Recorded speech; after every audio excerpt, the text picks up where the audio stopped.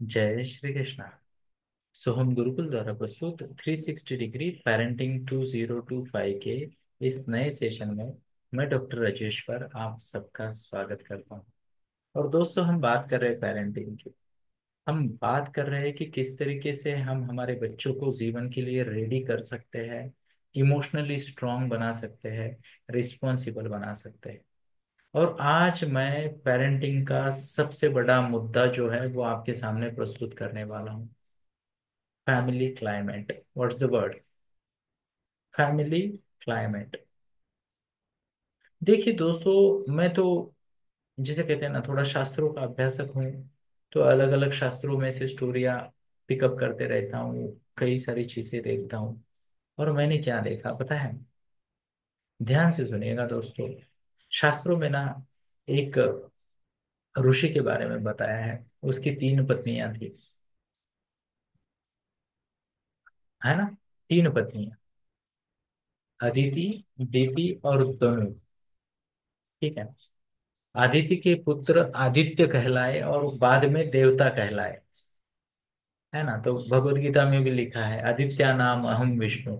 आदित्यों में यानी आदित्य के बच्चों में मैं विष्णु हूँ। सूर्य को भी आदित्य कहते हैं ना। तो सभी जो पॉजिटिव एनर्जीज है उनको हम आदित्य कहते हैं, क्योंकि वह अदिति के बच्चे हैं। दीति और दनु, ये तीनों जिसे कहते हैं ना सगी बहनें। ध्यान से सुनिए, अदिति, दीति और दनु, ये तीनों सगी बहनें। और ऋषि कश्यप की मेरे ख्याल से पत्नी, पत्नियां, है ना? पर एक के बच्चे देवता कहलाए, दूसरे के बच्चे राक्षस कहलाए, असुर। और तीसरे के बच्चे दानव कहलाए। अब राक्षस या असुर और दानव में फर्क है, क्या फर्क है वो कभी किसी दूसरे में। और जब मैं देख रहा था, शास्त्रों में इन बातों को पढ़ रहा था, तो मुझे पेरेंटिंग के कुछ लेसन नजर आए दोस्तों, कि किस प्रकार से पेरेंट्स का एटीट्यूड, माता का एटीट्यूड, अभी यहाँ पे क्या था? ये जो कश्यप ऋषि थे, एक बार कोई कंफर्म करे, कश्यप ऋषि थे वो? ऋषि कश्यप ही थे, है ना? तो कश्यप ऋषि जो थे वो बहुत ही ध्यानी थे। महान महान, देखिए देवताओं के पापा ऐसे ऑर्डिनरी तो हो नहीं सकते, है ना?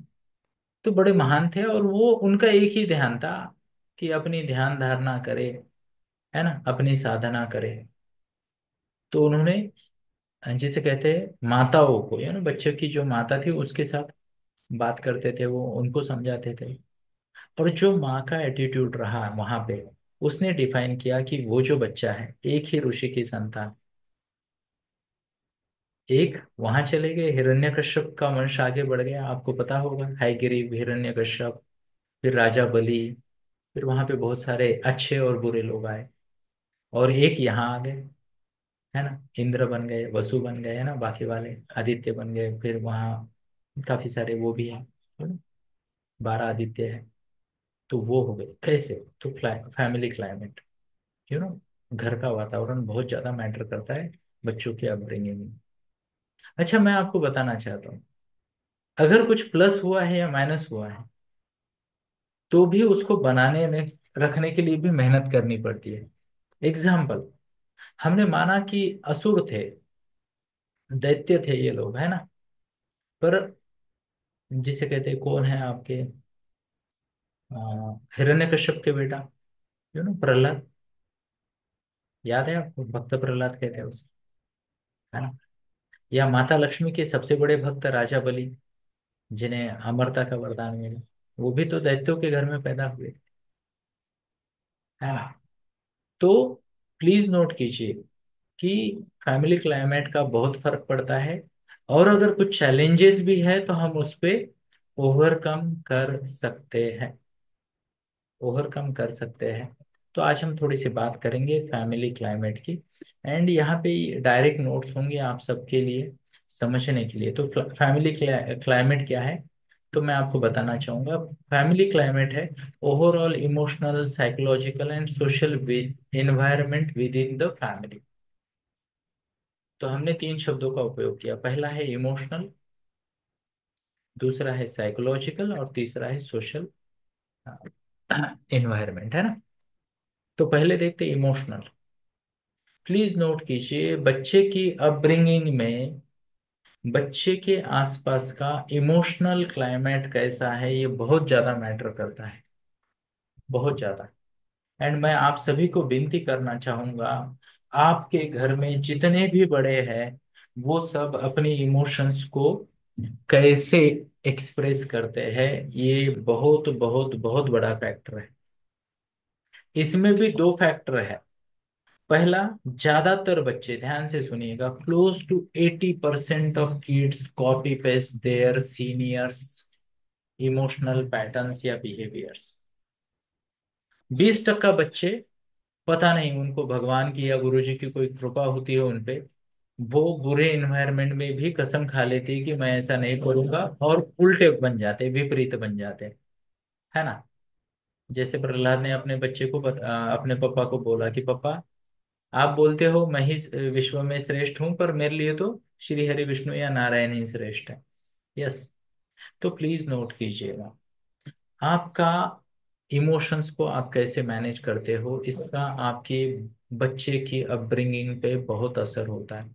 एंड मैं आप सभी को रिक्वेस्ट करना चाहता हूँ, प्लीज थोड़ा सा पॉज लीजिए और अपने आप को पूछिए, क्या पूछना है प्लीज नोट कीजिए। How do I handle irritation. अगर मुझे इरिटेट होता है, तो how do I handle that irritation. How do I manage and express anger and disappointment. Anger and disappointment, क्या लिखा मैं हमने, एंगर एंड डिसअपॉइंटमेंट, कैसे, तो हमने लिखा इरिटेशन, फिर हमने लिखा एंगर एंड डिसअपॉइंटमेंट, साथ में ही how do I handle pleasure and happiness. Pleasure and happiness, how do I handle other emotions, ये आपको खुद को पूछना है। बट ये जो मैंने कहा, प्लेजर, हैप्पीनेस अलग है, एंगर, डिसअपॉइंटमेंट, इरिटेशन, है ना। इवन एक शब्द और लिखिए, boredom. What is the word, boredom. अगर मैं बोर हो जाऊं तो how do I handle boredom. Please थोड़ा सा विचार कीजिए, अभी तो यहाँ नहीं, पर सेशन के बाद मैं आप सभी को विनती करता हूँ, प्लीज थोड़ा विचार कीजिए। मैं आपको बताना चाहूंगा, आपके घर में जितने बड़े हैं, घर में जितने बड़े हैं, उनमें से कुछ के पैटर्न्स आपके बच्चे में आपको नजर आएंगे। अब ये डिपेंड करता है, ध्यान से सुनिए, how the child gets influenced. ये डिपेंड करता है कुछ बातों पे। पहली बात, कि बच्चा या तो पावर के पीछे भागता है ना, तो उसको लगता है घर में जो सबसे पावरफुल है मैं उसकी कॉपी करूंगा। इमेजिन, गुस्से वाला पिता है बच्चे का, तो बच्चे के भाग्य का मालिक तो गुस्सा हो गया ना। उसको लगता है पापा सबसे पावरफुल है, और पापा गुस्से को हथियार यूज करते, तो बच्चा भी गुस्से को हथियार यूज करेगा। मान लो थोड़ा सा स्टेमिना कम है मम्मा का, और इरिटेट हो जाती है और लंबी चौड़ी स्टोरी सुनाने लगती है ना, यू नो। आपने कभी इरिटेटेड लेडी देखी है? नहीं, आज जनरली देखने को नहीं मिलती, यहाँ तो इस मंच पे कोई नहीं है ना। पर अगर देखी होगी तो वो एक बात को पकड़ के रखेंगी 20-25 मिनट, पूरा सीरियल खत्म होने तक, एडवर्टाइज भी नहीं आती बीच में। और अगर बीच में उसने पॉज ले लिया तो सबका बीपी बढ़ जाता है, पॉज लिया मतलब अभी तो और फटने वाला है, ना। तुमको तो मेरी कदर ही नहीं है, काइंड ऑफ स्टफ। अब देखिए इरिटेशन, है ना। प्लीज नोट कीजिए, हैप्पीनेस कैसे एक्सप्रेस करते हो आप, ये प्लीज नोट कीजिएगा दोस्तों। आज के इस जमाने में एक्सप्रेशन से अपनी खुशी और अपना जॉय और अपने इन्वॉल्वमेंट दिखाने का कल्चर ही बंद हो गया। आज भी मेरे घर में जब बच्चा कुछ अच्छा परफॉर्म करता है ना, तो उसके लिए हमारे एक्सप्रेशंस मोर देन इनफ है, बच्चा कुछ गिफ्ट विफ्ट एक्सपेक्ट नहीं कर। नहीं तो कोई परफॉर्मेंस दे दिया तो उसको कॉम्प्लीमेंट देनी, अरे यार you can give compliments verbally as well. Gesture से, टच से हक दे सकते हो, है ना। हमारे यहाँ तो तरीका है, जब कुछ कारण नहीं होता तब हम बच्चों को गिफ्ट देते हैं, और जब कारण होता है हम कोशिश करते गिफ्ट ना दे। थोड़ा अलग लगेगा आपको, पर इट वर्क्स। क्योंकि कारण और गिफ्ट का कनेक्शन अगर बहुत स्ट्रांग हो गया, छोटा बहुत जरूरी है मोटिवेशन के लिए, ना नहीं कहता, बट बड़ा गिफ्ट अच्छा नहीं। तो एक्सप्रेशन करना, हैप्पीनेस, यू नो, या फिर बोर्डम, मैंने कहा ये अलग अलग इमोशंस, प्लीज अपने आप को पूछिए कि आप खुद कैसे ये इमोशंस को एक्सप्रेस करते हैं। अब ध्यान से सुनिएगा दोस्तों। I clearly clearly clearly disapprove, in case कोई कहता है कि मैं तो ऐसा ही हूँ। ध्यान से सुनिएगा, अगर कोई कहता है कि I am not able to handle irritation properly, I am not able able to handle anger properly, या फिर बाकी इमोशंस, प्लेजर। देखिए मैं कितने सारे पिताओं को जानता हूँ, क्षमा याचना, पर थोड़ा पिता पे फोकस आया कुछ मिनटों के लिए, जो संडे को दिन भर या तो नेटफ्लिक्स देखेंगे, टीवी देखेंगे, मोबाइल देखेंगे, और स्टोरी सुनाएंगे कि यार मेरे को तो एक ही दिन मिलता है। देखो बच्चा भी तो एक ही दिन देख रहा है आपको, तो उसके लिए आपका एक दिन का रिलैक्सेशन उसका 100% लर्निंग फ्रॉम फादर हो गया ना। शब्दों को देखिए, शब्दों की गहनता को देखिए। आपका एक दिन का रिलैक्सेशन एंड बच्चे का 100% लर्निंग फ्रॉम द फादर। जिम्मेदारी बढ़ जाती है जब टाइम शेयरिंग कम हो जाती है। आई रिपीट, टाइम अगर आप बहुत ज्यादा शेयर कर रहे हो ना, तो गुस्सा भी आता है आधे घंटे का, तो बच्चा सोचता है यार, हाँ हफ्ते भर में आधा घंटा गुस्सा, इट्स ओके। बट इमेजिन 2 घंटे में आधा घंटा गुस्सा, नॉट ओके। या फिर एक दिन में 70% दिन टाइम पास में स्क्रीन में जाता है पापा का, नॉट ओके। कॉपी पेस्ट मामा को भी एप्लीकेबल है। तो पहली बात मैंने बोली कि how do you handle emotions as a parent, बहुत बहुत बहुत जरूरी है। इस पे विचार कीजिए, नोट्स, चिंतन के सिवा तो होगा नहीं। दूसरा शब्द तो मैंने कहा साइकोलॉजिकल, इस पे हम आने वाले सेशंस में बात करेंगे, है ना। आपको पता है 7.5 है ना। मैं बताता हूँ, पहले 7.5 साल में बच्चे का फाउंडेशन बनता है जीवन का, है ना। बच्चा अलग अलग चीजों से खुद को इंट्रोड्यूस करवाता है और उसकी लाइफ का बेस बन जाता है, और वो बेस उसके भविष्य का निर्माण कर देता है। पहले 7.5 साल, 7.5 से 15 बच्चा क्या करता है, इमिटेशन करता है, आसपास के बड़ों की कॉपी करता है। 7.5 तक बच्चा ना मासूम होता है ना। उसको सब, वो उसकी इंद्रियां इतनी हाइपर एक्टिव होती है कि, बच्चा हाइपर एक्टिव नहीं बोल रहा हूँ, बच्चे की इंद्रियां इतनी हाइपर एक्टिव होती है कि वो हर चीज को ऑब्जर्व करता है, मेजोरिटी चीजें नहीं है, उसकी लाइफ का बेस बनता है पहले 7.5 साल में। 7.5 से 15 प्लीज नोट कीजिए, बच्चा कॉपी करता है, क्या करता है, कॉपी करता है, कॉपी करके सीखता है। प्लीज नोट, मैंने ये नहीं बोला सुन के सीखता है। आई हैव नॉट सेड कि माँ बाप की सुन के सीखता है, आई सेड कि कॉपी करके सीखता है। 7.5 से 15 के बीच में, किसको, घर वालों को। 7.5 से पहले टोटल एक्सपोजर, ठीक है। फिर 7.5 से 15 के बीच में कॉपी वाला फैक्टर आ गया। यहाँ पे जैसे हम हमेशा बात करते हैं हमारे ध्रुवम प्रोग्राम की, अच्छी आदतें अच्छे संस्कार, उसको कंसिस्टेंटली अच्छी चीजें सुनने को मिलनी चाहिए। 8 से 12 साल के बच्चों के लिए हम वो कोचिंग लेते हैं ध्रुवम नाम से। तो ये बहुत जरूरी है, आप भी please please please make sure कि आपकी भी ये क्लैरिटी रहे। ढैन 15 से 22.5, अगली 7.5। यहाँ पे बच्चा माँ बाप छोड़ के किसी की भी कॉपी कर सकता है। ध्यान से सुनिएगा, 15 से 22.5, यहाँ जनरली पीयर्स होंगे यानी दोस्त होंगे, टीचर्स होंगे, इन्फ्लुएंशियल टीचर, फिर सोशल इन्फ्लुएंसर्स होंगे। जैसे मान लो हमारी पीढ़ी में संदीप माहेश्वरी को लोग सुनते थे, विवेक बिंद्रा को सुनते थे, अभी किसी इलाहाबादिया को सुनते होंगे, या इलाहाबादिया को सुनते होंगे, या औरंगबादिया को सुनते होंगे, या नगरवादिया को, मेरे को नहीं बात पता किसको सुन रहे बच्चे, है ना। बराबर है। इनफैक्ट अभी तो बहुत ज्यादा हाई एंड साइकोलॉजी यूज की जा रही है बच्चों को इन्फ्लुएंस करने के लिए। तो प्लीज नोट कीजिए, 15 से 22.5 के बीच में बच्चा बाहर वालों की सुनेगा। इन्फ्लुएंशियल टीचर्स नंबर 2 पे, ध्यान से सुनिएगा। नंबर 1 पे यार दोस्त, और नंबर 3 पे नंबर लगा तो पेरेंट्स।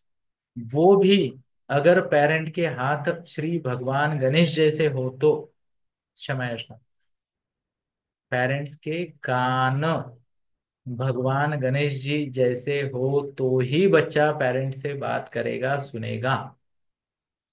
पेरेंट की सुनने के लिए पेरेंट का कान बड़ा होना चाहिए, मुंह बड़ा नहीं होना चाहिए। हाथी का उदाहरण लो या भगवान गणेश का उदाहरण लो, मुंह छोटा, मोदक खाने जितना, है ना, और कान बड़े, कि दुनिया में जिसे कहते हैं ना सबकी सुने, पेशेंस से सुने। बराबर है। क्या मैं मेरी बात को आप तक पहुंचा पा रहा हूँ? तो ये basic psychological developmental aspects of childhood हमें पता होने चाहिए। तो आपके हाथ में क्या है, ध्यान से सुनिए। वैसे तो ये मुद्दे रिपीट रिपीट लूंगा मैं अगले, मेरा इंटेंशन है ये ट्रेनिंग 5-6 महीना चलेगी, हफ्ते में 1 घंटा। बाकी आपकी मर्जी है, आपको कितना सुनना है, कब सुनना है, कैसे सुनना है। वीडियो भी उपलब्ध करके दूंगा मैं। पर प्लीज नोट कीजिएगा, है ना, कि कुछ चीजें रिपीट करूंगा, मैं जानबूझ के रिपीट करूंगा। आज के लिए मैं आपको ये बताना चाहता हूँ कि प्लीज नोट कीजिए कि ये स्टेजेस होते हैं, और हमें अलर्ट रहना पड़ेगा। हमें अलर्ट रहना पड़ेगा। अगर बच्चा 7.5 साल से पहले है तो हमें अलर्ट रहना पड़ेगा। आज आजू बाजू से क्या एनर्जी जा रही है, बच्चा तो स्पंज जैसा होता है ना, स्पंज, है ना। पानी पे रख दो, पानी उसको वो सोख लेगा। आप उसको ऑयल पे रखो, ऑयल सोख लेगा। आप उसको डाबर पे रखो, डाबर सोख लेगा। आप उसको गंदगी पे रखो, गंदगी पकड़ लेगा वो, है ना। स्पंज जैसा होता है। 7.5 से 15 आपका ग्रेटेस्ट टाइम फेज है, ग्रेटेस्ट टाइम फेज बच्चे की अच्छी आदतें लगाना, अच्छा माइंडसेट बनाना, वगैरह वगैरह वगैरह। 15 के बाद बच्चा आपका नहीं है। 15 के बाद अगर आप जोर भी लगाना चाहो तो शायद आप ना लगा पाओ। यस। 17 खतरा। 17 के बाद तो और मुश्किल, है ना। 17 के बाद रिपेयरिंग नहीं है। हाँ, अगर वो खुद होके ठीक होना चाहे तो आ सकता है, जैसे हमारा एक ही गाय प्रोग्राम है। वहां पे तो मैं सिखाता भी नहीं, ध्यान से सुनिए। मैं बोलता हूँ और उनको बोलता हूँ आपको ठीक लगे वैसा कीजिए। मैं बताना चाहता हूँ 35, 32, चलो 32 के आगे आप लोगों को सिखा सकते हो। 17 से पहले आप लोगों को सिखा सकते हो। 17 से 32 के बीच में कोई किसी को नहीं सिखा सकता, उसको लगता है मैं ज्ञानी और मैं सुपरमैन। क्या मैं मेरी बात को आप तक पहुंचा पा रहा हूँ? तो साइकोलॉजिकल फैक्टर क्या होते हैं, प्लीज नोट कीजिए। साइकोलॉजिकल फैक्टर क्या होते हैं कि हमें ये समझना चाहिए कि बच्चा किस फेज में है। ध्यान से सुनिए। पहले 7.5 साल मतलब भगवान का अवतार बच्चा, प्योर, है ना, प्योर। आप उसे कुछ भी बोलो वो सच मान लेगा। यस और यस। 8 से 12 थोड़ा लॉजिक यूज करेगा। 12 से 15, 16 ज्यादा लॉजिक यूज करेगा, बट आपका लॉजिक मानेगा। 17 के बाद किसी का लॉजिक नहीं, अपने को सब आता है। देखिए स्टेजेस होते हैं। अब उस स्टेज में आपको वैसा चाहिए पेरेंटिंग अप्रोच। मान लो छोटा बच्चा है, तो साइकोलॉजिकल दृष्टिकोण से आप क्या करोगे छोटे बच्चे के साथ? तो आप उसे वो स्पेस दोगे, उसे स्टोरियाँ सुनाओगे, और प्योर बच्चे को, है ना, उस तरीके से आगे बढ़ना है। वैसे इसका मैं आपको डिटेल दूंगा क्या क्या करना है किस एज ग्रुप में। थोड़ा बच्चा बड़ा है तो आपको उसको लेके बैठना है, और उसको आदतें लगानी 8 से 12 के बीच में। यहाँ अगर आपने आदतें लगा दी, बच्चे का लाइफ सेट है। इमोशन एक्सप्रेशन की आदतें, यस, या फिर पढ़ने लिखने की आदतें, लिखने की, खासकर पढ़ने की आदत, सुबह उठना नहीं उठना, चीज़ों को अपनी जगह पे रखना नहीं रखना, टाइम फॉलो करना नहीं करना, ये सब आदतें। क्या मैं मेरी बात को आप तक पहुंचा पा रहा हूँ? तो ये सब साइकोलॉजिकल एस्पेक्ट्स होते हैं।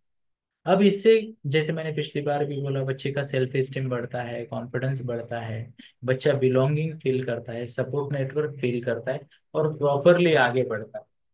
क्या मैं मेरी बात को आप तक पहुंचा पा रहा हूँ?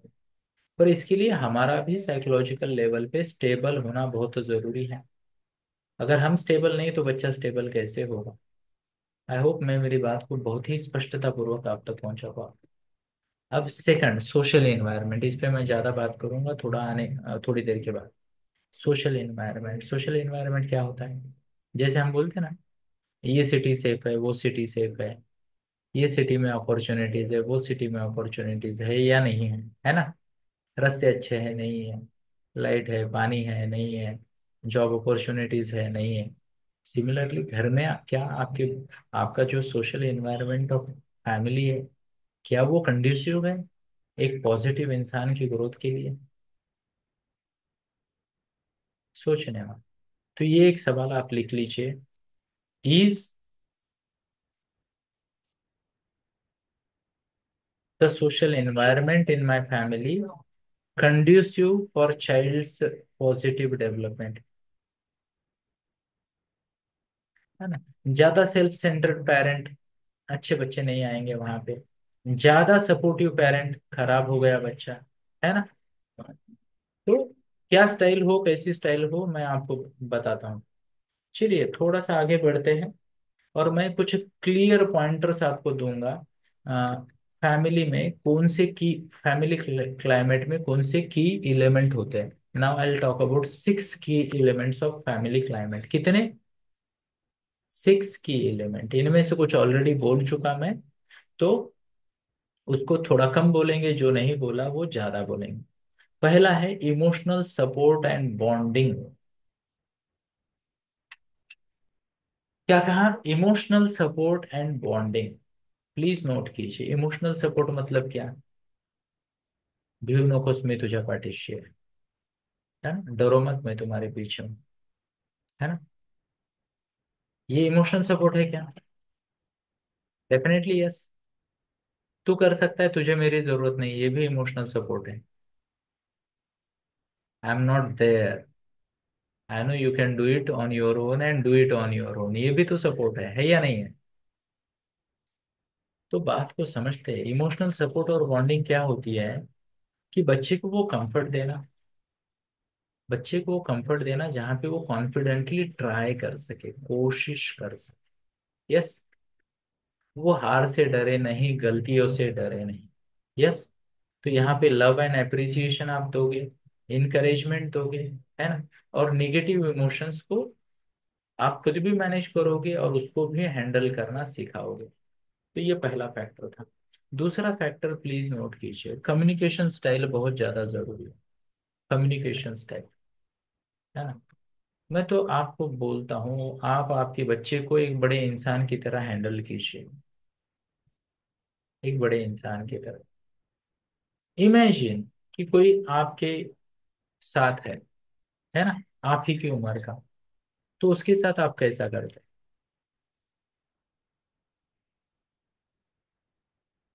अब मेरे शब्दों का कोई कुछ मतलब निकाले उससे पहले मुझे क्या कहना है मैं ही बोल देता हूँ, ताकि खिचड़ी ना। प्लीज नोट कीजिए, ऑलवेज ऑलवेज थिंक कि your child is brilliant, capable. क्या? अपने बच्चे को ब्रिलियंट मानिए, कैपेबल मानिए, मैच्योर मानिए। क्या क्या मानना है अपने बच्चे को? Child is brilliant, capable and mature. इस तरीके से कम्युनिकेट कीजिए, है ना? ज्यादातर माँ बाप कैसे कम्युनिकेट करते हैं पता है? बच्चा तो बच्चा है, और फिर बच्चा बड़ा नहीं होता। बच्चा बच्चा ही रहता है, क्योंकि माँ बाप को लगता है बच्चा तो बच्चा है। और वही अगर माँ बाप बच्चे को ये सोच के गाइड करने लगे कि बच्चा तो कॉन्फिडेंट है, कैपेबल है, मैच्योर है, ब्रिलियंट है, ये सोच के कम्युनिकेट करेंगे, तो आई विल टेल यू आप दुनिया जीत सकते हो। क्या मैं मेरी बात को आप तक पहुंचा पा रहा हूं? I hope yes. कृपया कंफर्मेशन दीजिए, हाथ दिखाइए। Thank you. तो इससे क्या करना है, आपका जो पेरेंटिंग स्टाइल है वो एज अप्रोप्रिएट ही होगा। क्या होगा? एज अप्रोप्रिएट ही होगा आपका पेरेंटिंग स्टाइल, पर एजम्पशंस ये होंगे कि बच्चे में दम है, बच्चा ब्रिलियंट है, कैपेबल है, मैच्योर है, उसे या तो ये समझता है या वो ये समझकर सीख सकता है। तो एज अप्रोप्रिएट अपॉर्चुनिटीज देनी है। क्या देना है? Age appropriate opportunities.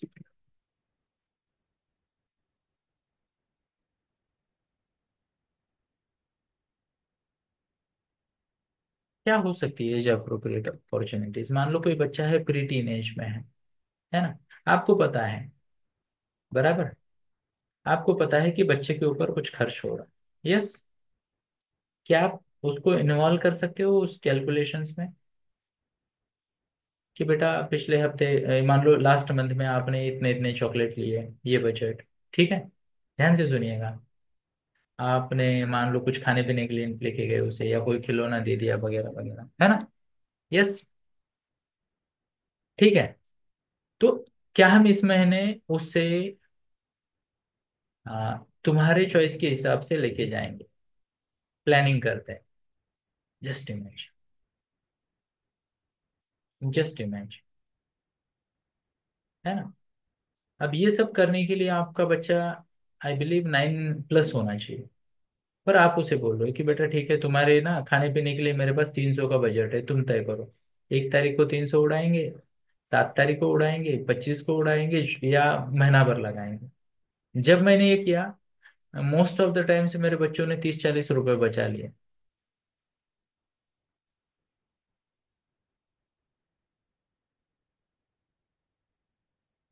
क्या मैं मेरी बात को आप तक पहुंचा पा रहा हूँ? छोटी छोटी चीजें, बट इसके लिए क्या होना चाहिए? सबसे जरूरी बात यह है, पेरेंट शुड बिलीव कि child is capable of understanding, और child can be trained to understand what you want to tell the child. ध्यान से सुनिएगा। सबसे बड़ा क्राइम क्या होता है? बच्चा आपको बोलता है मैं कुछ कर नहीं सकता, और पेरेंट एक्सेप्ट कर लेते हैं। प्लीज नोट कीजिए।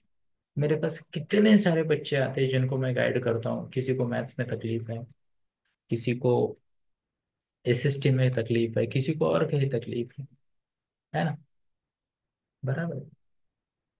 जब भी बच्चा किसी प्रॉब्लम में फंसता है, आपको बच्चे को उसकी साइड नहीं लेनी। ध्यान से सुनिएगा। कोई फायदा नहीं। उसको बोलना है बेटा ये चीज जीवन में जरूरी है, और तुम बताओ ये कैसे होगा, या हम साथ में मिलके ब्रेनस्टॉर्म करते हैं।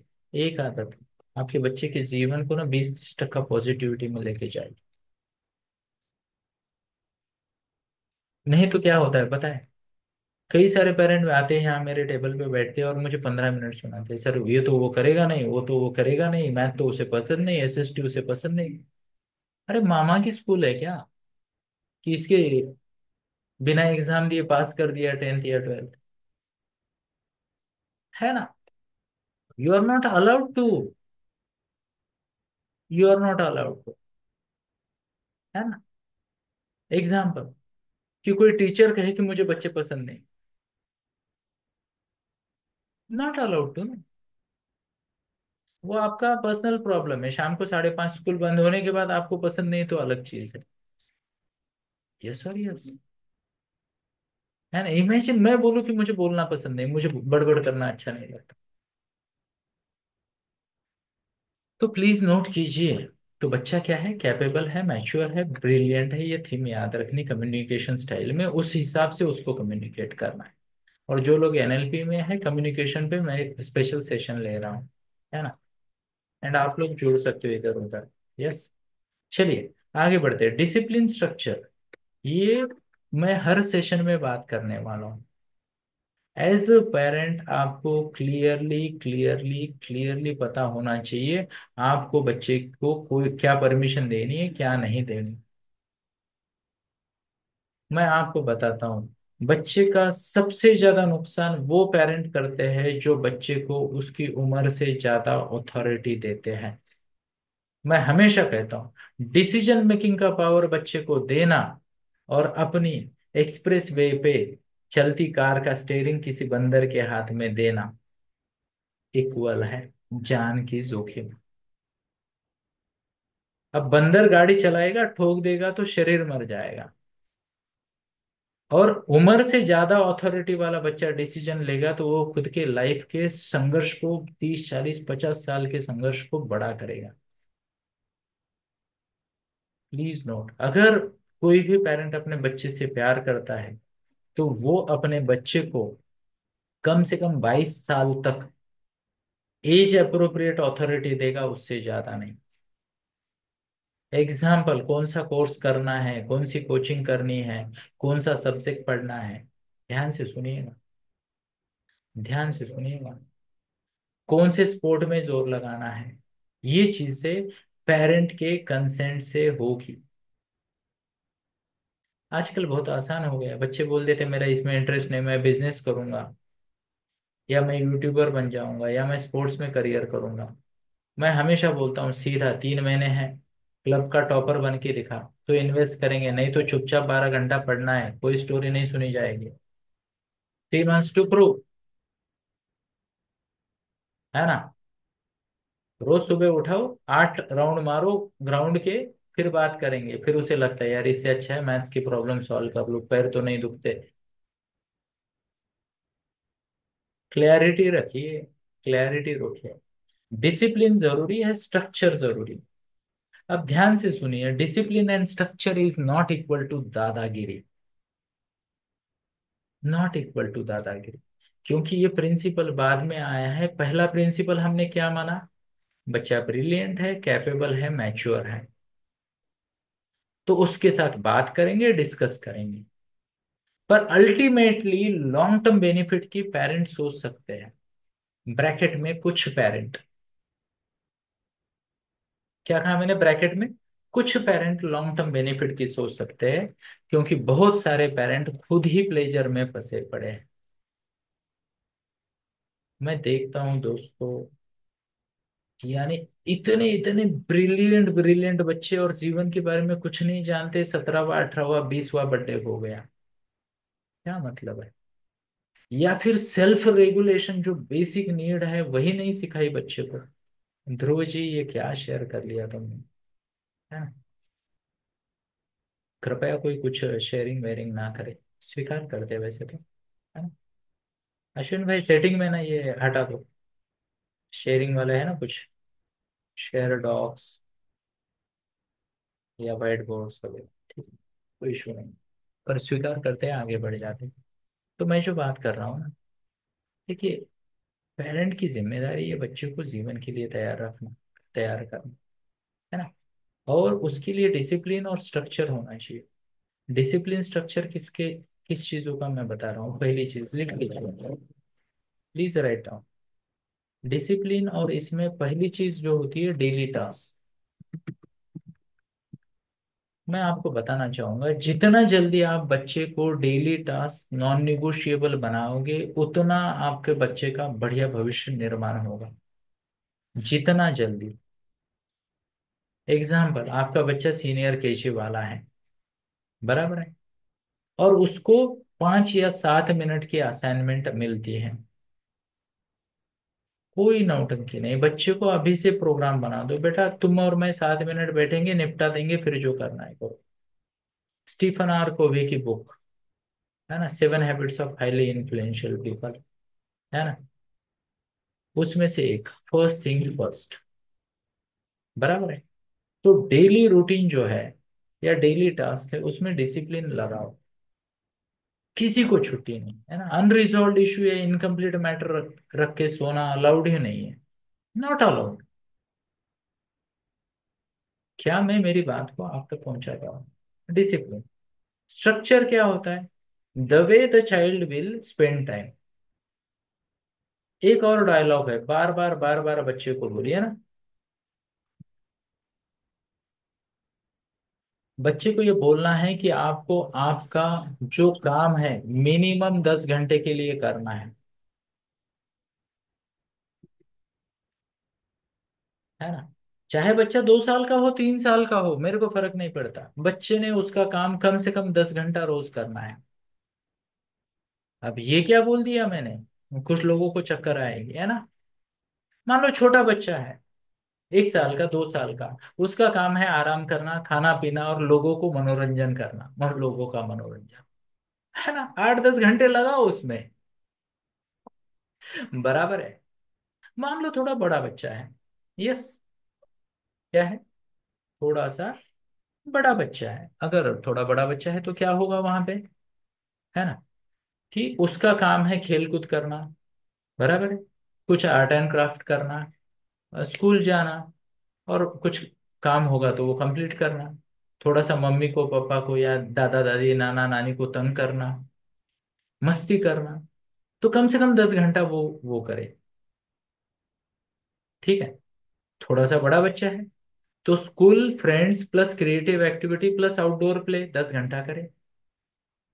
थोड़ा सा और बड़ा बच्चा हो गया, 10th स्टैंडर्ड वाला है, तो 10 में से 8 घंटे वो स्टडी में लगाए, 2 घंटा जो करना है करे, एक्सरसाइज मेडिटेशन, थोड़ा सा जिसे कहते हैं दोस्तों के साथ टाइम पास वगैरह। 11वीं 12वीं का बच्चा है तो वहां पे मिनिमम वर्ड आ जाएगा, मिनिमम 10 घंटे तो लगाने ही है तुमने।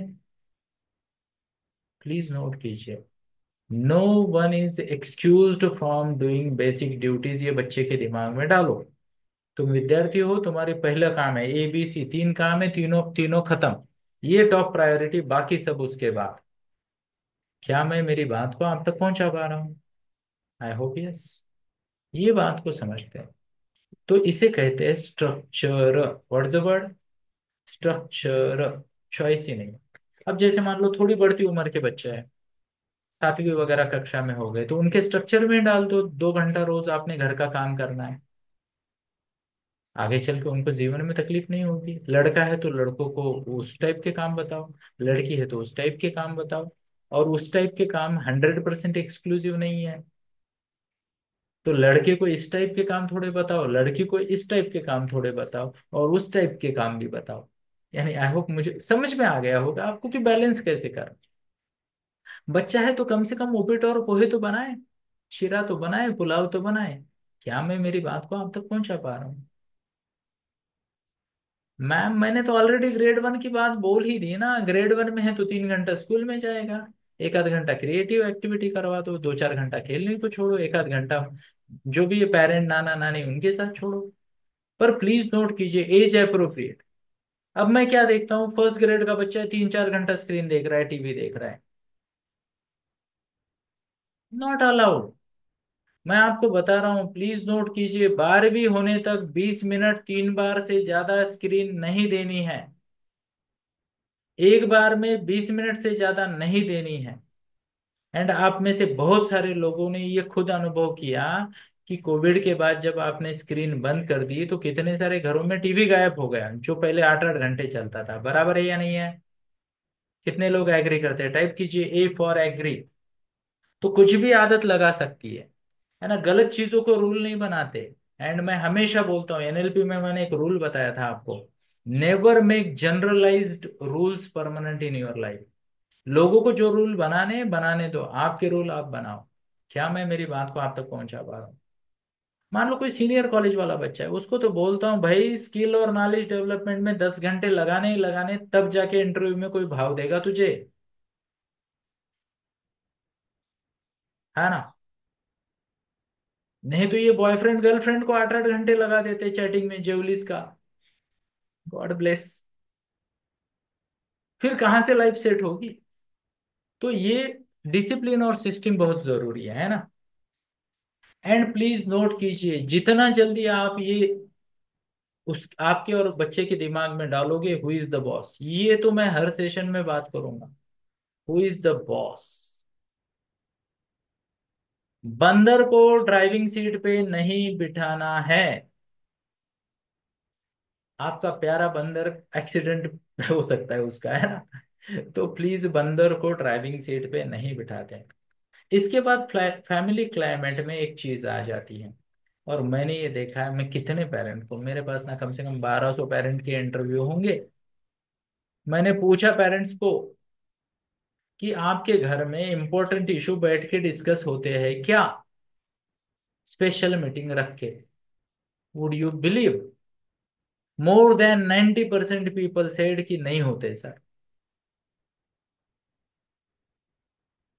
है ना? प्लीज नोट कीजिएगा, ये बहुत ज्यादा जरूरी है, कन्फ्लिक्ट रिजोल्यूशन या कन्फ्लिक्ट ना हो उसके लिए भी। क्या चीज?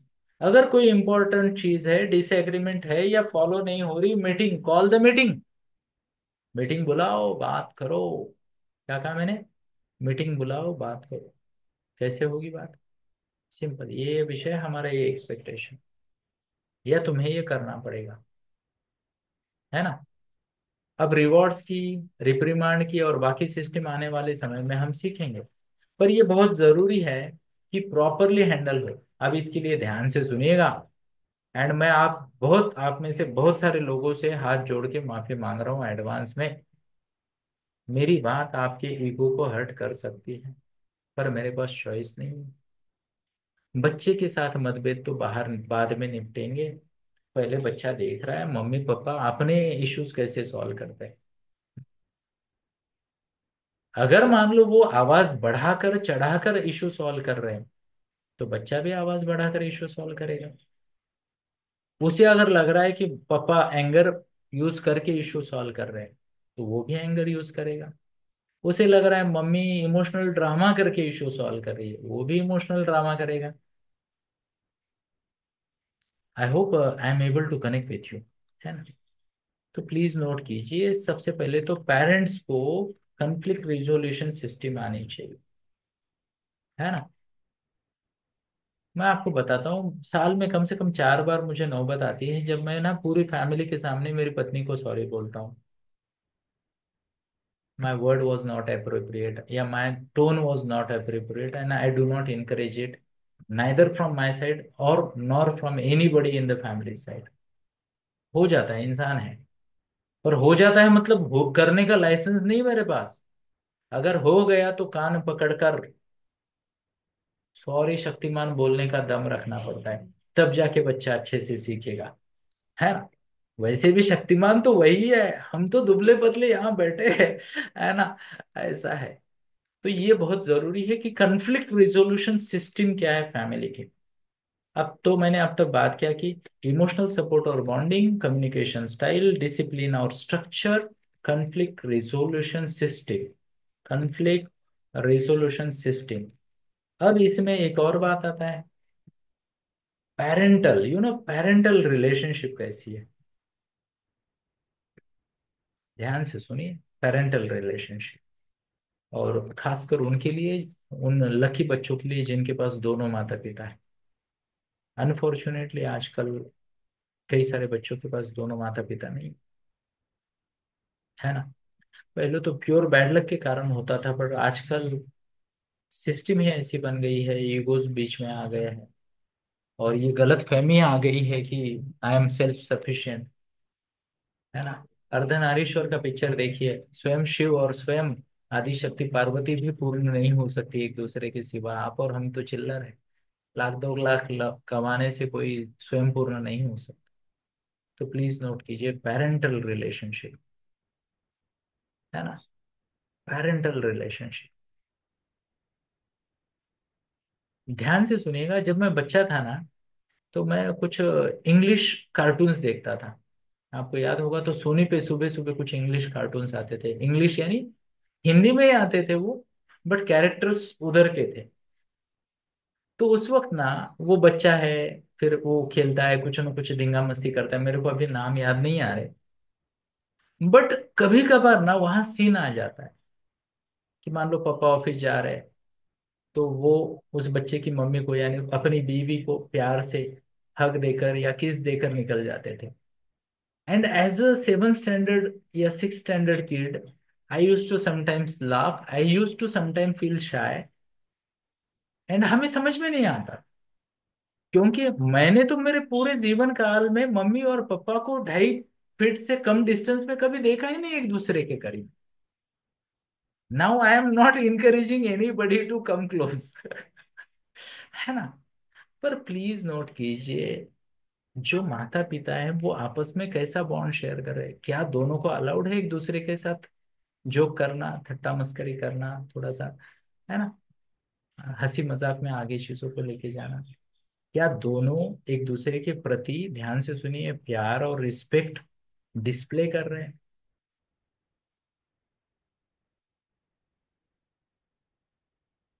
मैं आपको बताना चाहूंगा दोस्तों, मैंने जीवन में 4 बार मेरी पत्नी के पैर छुए हैं। एंड मुझे उस वक्त तो अंतर प्रेरणा से मैंने किया, पर आज मुझे लगता है कि एज अ पेरेंट मुझे उसका बहुत फायदा हुआ। जब मैं पहली बार 1 महीने का मौन करके आया, मैं थोड़ा अलग टाइप का इंसान हूँ, महीने भर का मौन किया, मैं माँ नर्मदा परिक्रमा करके आया, वारी करके आया, गुरु जी के पास जाके रहा महीना भर। तो जब भी मैं ऐसे कहीं जाके आता हूँ, तो पता नहीं कहाँ से जब मैं घर पहुंचता हूँ तो मैं मेरे पत्नी के पैर छूता हूँ। मैं उसके अंदर की उस शक्ति को सैल्यूट करता हूँ, जिसने मेरी तपस्या को निश्चिंतता पूर्वक पूर्ण करने में मेरी मदद की, और मुझे कोई कमी महसूस नहीं होती। उम्र तो शरीर की है ना, जेंडर तो शरीर का है, फाइनली वी आर एनर्जीज। और मैंने देखा मेरी छोटी बेटी की आंखों में, शी वॉज लाइक कंफ्यूज, ये क्या हो रहा है। तो मैं दोनों बेटियों को लेके बैठा और मैंने कहा कि बेटा, आज मैंने उस शक्ति को नमन किया है, जो मैं 90 दिन माँ पर नर्मदा परिक्रमा के लिए गया था। मेरे घर में चारों महिलाएं हैं, मेरी माँ सीनियर सिटीजन, खुद मेरी पत्नी, और 2 टीनेज बेटियां।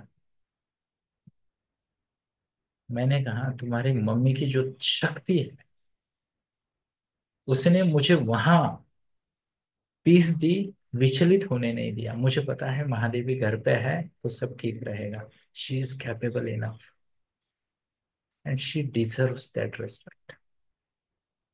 प्लीज नोट कीजिए, डिस्कशन से होगा, अचानक से नहीं होगा, but we have to discuss among ourselves. बच्चे देख रहे हैं ना, देखिए, हमें लगता है क्या है, रिलेशनशिप है, ग्रांटेड लेना या एग्रेसिवली बात करना वगैरह वगैरह कॉमन है, तो ऐसा नहीं है। हमें नई पीढ़ी को फिर से वो पुराने वाले लेवल पे लेके जाना पड़ेगा, जहाँ बात हो रही है म्यूचुअल रिस्पेक्ट की। मैं भारी तू भारी से कुछ नहीं होता, मैं तुम्हारा आभारी तुम मेरे आभारी, तो सब बढ़िया। आई होप मैं मेरी बात को आप तक पहुंचा पा रहा हूँ। तो ये जो पेरेंटल रिलेशनशिप है ना, बहुत जरूरी है, बहुत जरूरी। एंड इससे क्या होता है, बच्चों को भी समझ में आता है, सबको समझ में आता है कि पति पत्नी दोस्त भी तो हो। आई बिलीव, मेरे को तो एक समझ में आता है, मेरा सबसे बड़ा दोस्त, मेरा लाइफ पार्टनर अगर नहीं होगा तो उससे बड़ा बैड लक क्या होगा, है ना। पति पत्नी लेवल तो एक कॉन्ट्रैक्ट है, सोशल कॉन्ट्रैक्ट है, जो हमें ये जिम्मेदारी है और ये प्रिविलेजेस देता है इंटीमेसी के, है ना। पर उसके आगे यार जिसके साथ लाइफ बितानी है ना, इमेजिन लोग कैसे साथ में सफर करते पता है, एज इफ कि बस से जा रहे हैं और बाजू वाली सीट पे कोई 150 किलो वाला मोटा आदमी आके बैठा। तो जो अनकंफर्टेबल होते हैं ना, वैसे वैसे वो अपने लाइफ पार्टनर के साथ अनकंफर्टेबल रहते हैं अलग अलग सिचुएशन में। मैं तो कहता हूँ यार, तरीके ढूंढते हैं एक दूसरे के साथ मजे करने के, एंजॉय करने के। मजे इन द राइट सेंस लीजिएगा। यस। एक लास्ट वाला मुद्दा मैं फैमिली क्लाइमेट का बताना चाहूंगा, वो है value system and traditions. Please note कीजिए। जैसे आप देखो, मैं टीकाधारी मालाधारी हूँ, तो ये मेरे बारे में कुछ बताता है या नहीं। आप मुझे हमेशा बिना टीके के कभी नहीं देखोगे, आई विल ऑलवेज हैव टीका, I will have always at least 1 माला। कभी कभी किसी अनुष्ठान के वक्त या किसी कारण के वक्त निकाल के रख भी देते हैं थोड़े समय के लिए। पर जनरली एक माला तो मेरे साथ रहती ही रहती है ना। This tells about my belief systems, my value systems. सभी फैमिली में कुछ वैल्यूज है, कुछ ट्रेडिशंस है। As a parent it's are very important duty कि हम इन चीज़ों को खुद फॉलो करें और अपने बच्चों के जीवन में उसी इंटेंसिटी, उसी इंटेग्रिटी के साथ आगे बढ़ाएं। नहीं तो दिक्कत है, नहीं तो दिक्कत है। क्या मैं मेरी बात को आप तक पहुंचा पा रहा हूँ?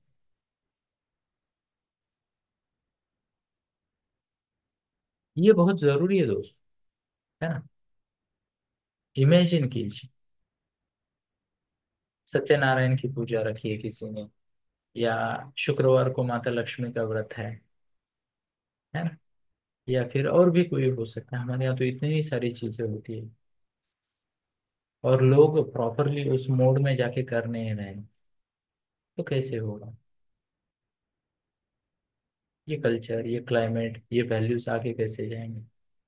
तो फैमिली क्लाइमेट में ये 6 चीजें आती हैं: emotional support and bonding, communication style, discipline and structure, conflict resolution system, parents relationship and value system and tradition. इसके और क्या क्या इम्पैक्ट होंगे, इसका क्या परिणाम होता है, ये हम आने वाले सेशन में सुनेंगे। अगली बार हम देखेंगे इसका इम्पैक्ट क्या होता है, पॉजिटिव नेगेटिव इम्पैक्ट क्या होता है। उसके बाद हम देखेंगे पेरेंटिंग अप्रोच अलग अलग प्रकार की क्या है, इतना हम शायद नेक्स्ट टाइम कवर कर पाए। और फिर डेवलपमेंटल साइकोलॉजी थोड़ी सी सीखेंगे आने वाले सेशन में।